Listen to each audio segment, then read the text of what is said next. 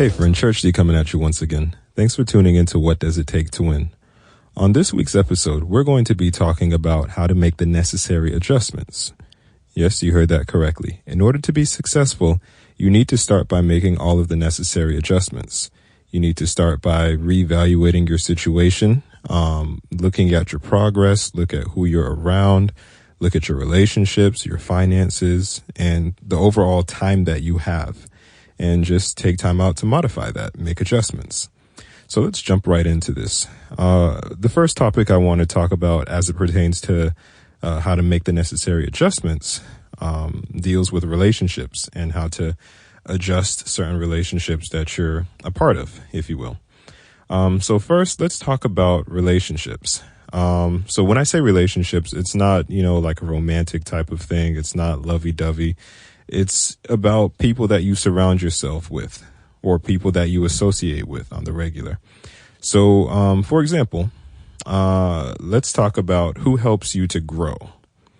Now, when we think about growing, it's not only physical, but it's as a person. It's emotionally, it's spiritually, mentally, just who helps you to grow.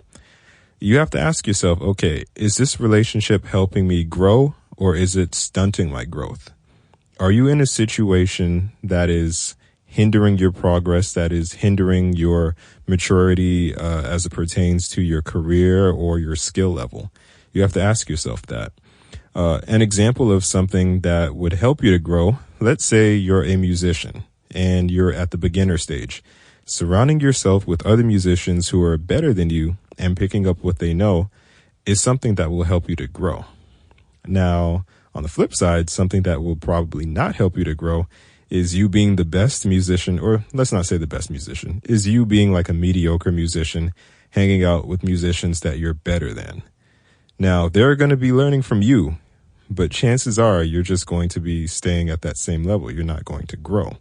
So you want to try to surround yourself with people that are going to help you to grow. Let's talk about it from a non-musician point of view. Let's just say that you have anger management problems and you used to go around fighting any and everybody if they looked at you funny. But, as of late, you're growing up and you have to tell yourself, okay, I need to calm down because if I don't calm down, eventually I'm going to end up in jail and I don't want to be there for the rest of my life. So let's say you hang around people who are just really rowdy all the time. And, they're just not the best influence for you, especially that you're trying to keep your anger in check. And every little thing that happens, they try to start something. Well, I got news for you. That's not going to help you to grow. But if you hang around people who are more pleasant and who are very patient when it comes to certain situations, more so like, okay, somebody may have cut you off in the street while you're driving, but just let it ride, let them go. Maybe they were in a rush. Or maybe they just are having a bad day. You don't need to be a part of it. So people like that would help you to grow. The next step in, your relationship adjustments, you have to figure out who or what is draining you. What's draining all of the energy from you.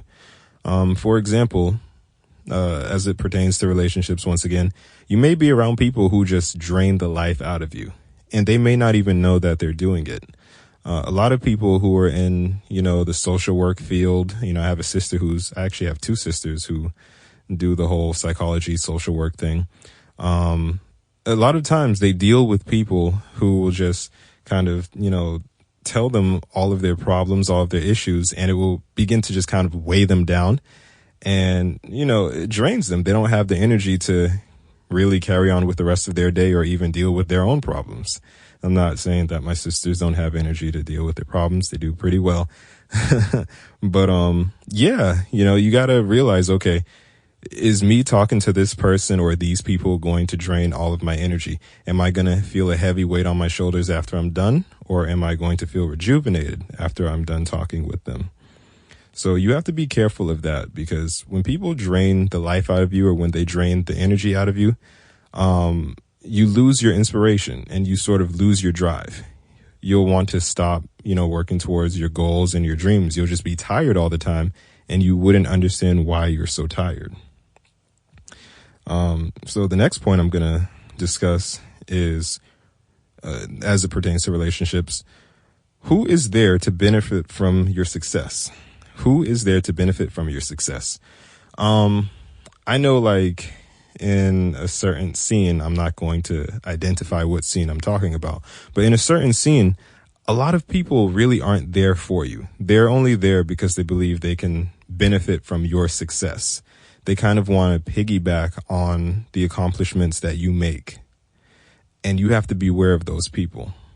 A good way to tell who's going to try to piggyback off of your success is to actually not hit people up anymore, not let people know your every move, and see who still tries to be in contact with you. Actually, once upon a time, I used to be a part of some things that would cause people to be drawn to me more so for what I had to offer, what skills I had, as opposed to who I was as a person. And I didn't recognize it at the time because I was younger and I just thought, oh, cool. All of these people want to be connected with me. They want to be my friends. They're actually here for me. When that wasn't the case, because as soon as I began to kind of pull back and pretend as if I didn't have those things to offer, all of these people disappeared. I literally can't even go into my phone and text one of them and say, hey, what's happening? Because they all just completely disappeared. They were only there for what they believed they could get from me. They were only there to benefit from my success. So you have to watch out for those people.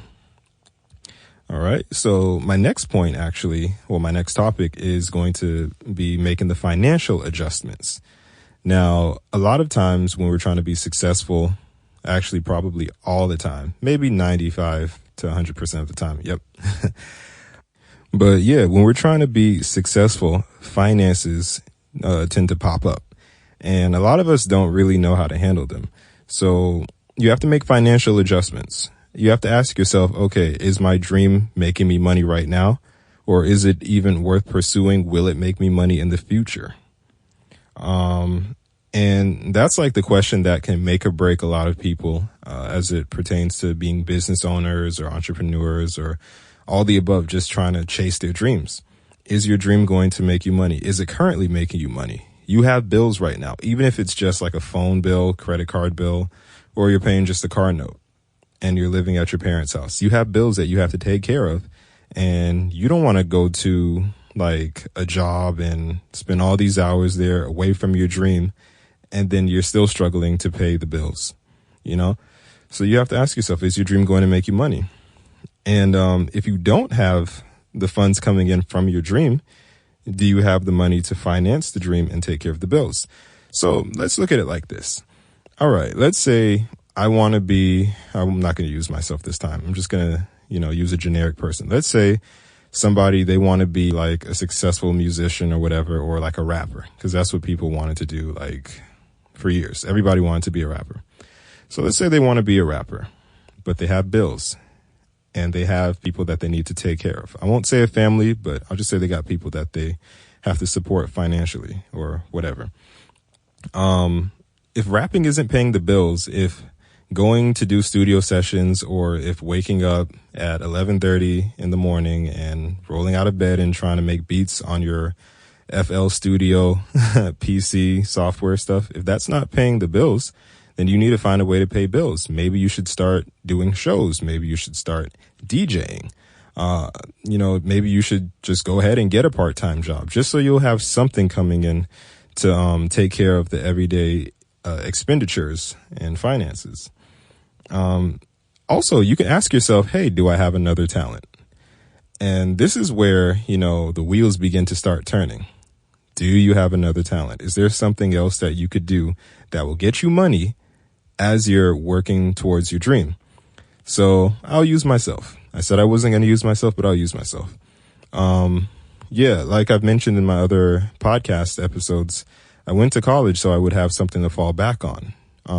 Now, just getting a degree doesn't always guarantee you any type of job, but I actually thought it through, and I was lucky enough to come up with a secure plan that's going to say, okay, in these months or in these weeks in which I'm not getting money, I can actually go out and secure myself a job, take care of all my expenditures and expenses, which is pretty much the same thing, take care of all my expenses, and I'll still be good. I'll have enough time to work on perfecting my craft and chasing my dream.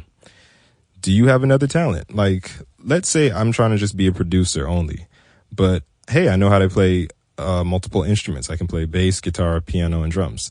Okay, let's see who needs a piano player or a bass player or a drummer.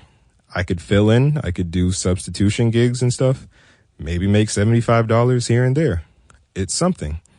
If you're into the whole club scene, maybe you can get a club gig and play nights, if that's what you're into. Hey, maybe you can just go and play jazz on the weekends. You never know. You got to check out your other talents. Maybe you're good at painting. Maybe you're good at designing. Maybe you're good at making jewelry. You have to ask yourself, do I have any other talents I could use that's going to make me some money? So that's a good financial adjustment to keep in mind. And my last adjustment, my third adjustment, is time. Sit down, ask yourself, where is all of your time going? If you find yourself saying all of your time is going to nowhere and you're just sitting around on social media, then you're going to have to readjust and get that time back that you wasted. If you're spending all of your time working and not working on your dream or working on your craft, then you're going to have to reclaim that time as well. You can't spend all of your time working on just paying the bills. Now, you need to pay the bills, yes, but if you want your dream to work, if you want to be at the top of your game, you got to spend some time working on your dream and working on your craft. You have to perfect it. So you'll be more marketable. You'll be more valuable. And lastly, do you have time to improve your skill? Like what I just said, you want to be more marketable and valuable. So let's say I'm going to go work a job from 7 a.m. till about 8 p.m., right? By the time I get home, I'm probably going to be exhausted. That's probably just going to give me enough time to prepare lunch for the next day or just cook dinner for that same night and maybe take a shower and go to bed. Let's not factor in if we are gym rats and we like to go to the gym and work out and try to be fit. Like there's no time in the day. So you have to really structure your day and squeeze different things in and learn to multitask. I actually had somebody ask me not too long ago. They were saying to me, hey, I see that you do the studio thing and you have your hands on some other projects. How do you have time to even sit down and read your Bible? And I'd said to them, I'm like, well, I had to multitask. Thankfully, we live in 2018. I can just plug my headphones in while I'm driving somewhere or if I'm just walking and listen to somebody read the Bible for me. And I can just be having my mind halfway on that and halfway on where I'm going. It's probably not halfway, but partially on where I'm going and partially on what I'm planning to do next in the future. You got to multitask like that. Sometimes you'll be like in a place in which you can't do what you want to do. Like, let's say I'm going to be at a forum or something or like a panel discussion, but I need to prepare some songs for like a concert or for a church service. Well, while I'm at that panel or forum, I'm just going to be on my phone typing in songs. Okay, Sunday, this is what we're going to sing. Next week, this is what we're going to sing. This is how we're going to build the intro and so on.